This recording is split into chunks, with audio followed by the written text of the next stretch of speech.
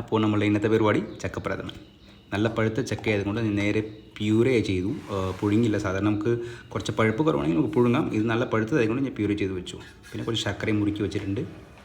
നെയ്യ് ചൂടായതിനു ശേഷം നമ്മൾ പ്യൂരേ ചെയ്തത് ചക്ക. അപ്പോൾ നല്ല രീതിയിൽ ഒരു 10 to 15 മിനിറ്റ് നല്ല രീതിയിൽ കുക്ക് ചെയ്യാം. നമുക്ക് ചക്ക കുക്കായി വന്നിട്ടുണ്ട്. ആ സമയത്ത് നമുക്ക് ശർക്കര ഉരുക്കിയത് അതിനകത്ത് ഇങ്ങനെ സ്ട്രെയിൻ ചെയ്തിടാം. ഇപ്പോഴാണ് മെയിൻ പരിപാടി. ഒരു 30 to 45 മിനിറ്റ്സ്, ചിലപ്പോൾ 1 മണിക്കൂർ കൂടി പിടിക്കും. നല്ല രീതിയിൽ കുറുക്കണം. കുറുക്കി ഒരു ഹലുവ പരുവത്തിൽ ഇങ്ങനെ വന്നതിന് ശേഷം നമുക്ക് 3 തേങ്ങാപ്പാൽ. അതിനുശേഷം ഒരു 10 to 15 മിനിറ്റ് കൂടി നമുക്ക് കുറുക്കാം. നല്ലതിൽ കുറുകി വരണം. ഈ കുറുകി വരുന്ന സമയത്ത് നമുക്ക് 2 തേങ്ങാപ്പാൽ ഒഴിക്കാം. വീണ്ടും അത് തന്നെയാണ്, വേറെ ഒന്നും പ്രത്യേകിച്ച് പറയാനില്ല. വീണ്ടും കുറുക്കുക. ഇങ്ങനെ കുറുക്കി നല്ല രീതിയിൽ കുറുകി വരുമ്പോഴത്തേക്ക് 1 തേങ്ങാപ്പാൽ 1 മിനിറ്റ് ചൂടാക്കിയാൽ മതി, അതിൻ്റെ കൂടുതൽ വേണ്ട.